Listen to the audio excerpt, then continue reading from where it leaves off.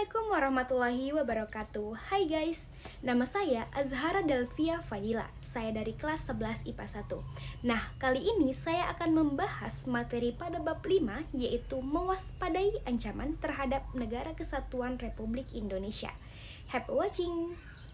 Posisi silang Indonesia terletak pada dua aspek, yaitu aspek kewilayahan dan aspek kehidupan sosial.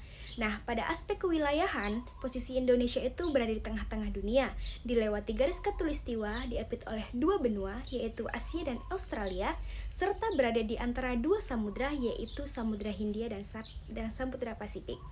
Kondisi tersebut menunjukkan bahwa wilayah Indonesia berada pada posisi silang yang sangat strategis dalam membangun integrasi nasional. Nah, pada aspek kehidupan sosial, posisi Indonesia yaitu ada 7. Yang pertama, penduduk Indonesia berada di antara daerah berpenduduk padat di belahan utara dan daerah berpenduduk jarang di belahan selatan. Yang kedua, ideologi Indonesia terletak antara komunisme dan liberalisme. Yang ketiga, demokrasi Pancasila berada di antara demokrasi rakyat di utara dan demokrasi liberal di selatan. Yang keempat, ekonomi Indonesia berada di antara sistem ekonomi sosialis di utara dan sistem ekonomi kapitalis di selatan. Yang kelima, masyarakat Indonesia berada di antara masyarakat sosialis di utara dan masyarakat individualis di selatan. Yang keenam, kebudayaan Indonesia berada di antara kebudayaan timur di utara dan kebudayaan barat di selatan. Serta yang ketujuh yaitu sistem pertahanan dan keamanan Indonesia berada di antara sistem pertahanan kontinental di utara dan sistem pertahanan maritim di barat, selatan, dan timur. Bangsa Indonesia selalu dihadapkan pada ATHG. Tahukah kalian apakah ATHG itu? ATHG adalah singkatan dari ancaman, tantangan, hambatan, dan gangguan. Ancaman merupakan suatu hal atau usaha yang bersifat mengubah kebijaksanaan yang dilakukan secara konsepsional, kriminal, serta politik. Tantangan merupakan suatu hal atau usaha yang bertujuan untuk menggugah kemampuan. Hambatan merupakan suatu hal atau usaha yang berasal dari diri sendiri yang bertujuan untuk melemahkan atau menghalangi secara tidak konsepsional. Serta gangguan merupakan usaha yang berasal dari luar yang bertujuan untuk melemahkan atau menghalangi secara tidak konsepsional. Nah, ada 5 jenis ancaman yang dapat mengancam keutuhan suatu bangsa. Di antaranya yaitu ancaman di bidang ideologi, ancaman di bidang politik, ancaman di bidang ekonomi, ancaman di bidang sosial budaya, ancaman di bidang pertahanan dan keamanan. Oleh karena itu, marilah kita bahas macam-macam ancaman tersebut satu persatu. Nah, untuk ancaman yang pertama yaitu ancaman di bidang ideologi, yaitu seperti ideologi komunis dan liberalisme. Yang kita bahas yaitu ideologi liberalisme. Nah, liberalisme itu artinya dia bebas berpendapat tanpa batasan apapun. Itu adalah hal yang sangat mengancam suatu negara. Karena di dalam liberalisme itu kita bebas berpendapat untuk mengkritik kaum rendah ataupun petinggi. Itu adalah suatu yang sangat mengancam untuk suatu negara. Yang kedua yaitu ancaman di bidang politik. Ancaman di bidang politik dapat bersumber dari luar negeri ataupun dalam negeri.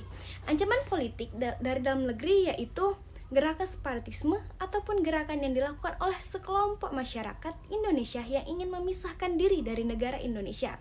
Contohnya yaitu Gerakan Aceh Merdeka atau GAM, Organisasi Papua Merdeka atau OPM, dan Republik Maluku Selatan.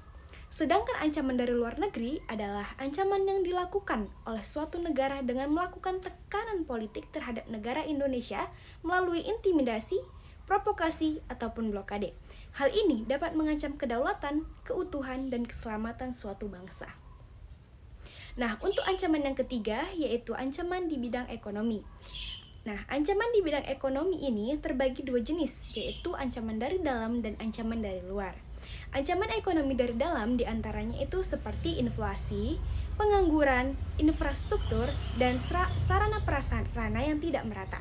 Sedangkan ancaman di ekonomi yang berasal dari luar diantaranya seperti penanaman modal asing atau bisa disebut dengan para investor. Nah, kita masuk ke ancaman yang keempat, yaitu ancaman di bidang sosial dan budaya.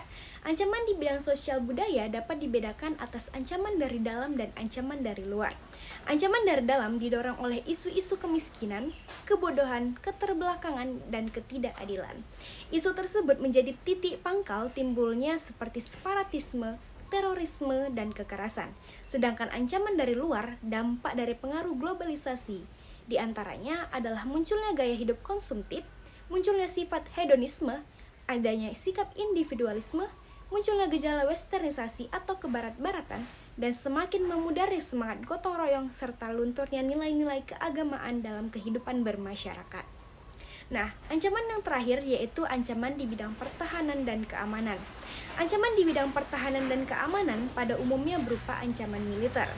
Nah, ancaman militer adalah ancaman yang menggunakan kekuatan bersenjata dan berorganisasi yang dinilai mempunyai kemampuan membahayakan kedaulatan negara, keutuhan wilayah, dan keselamatan segenap bangsa.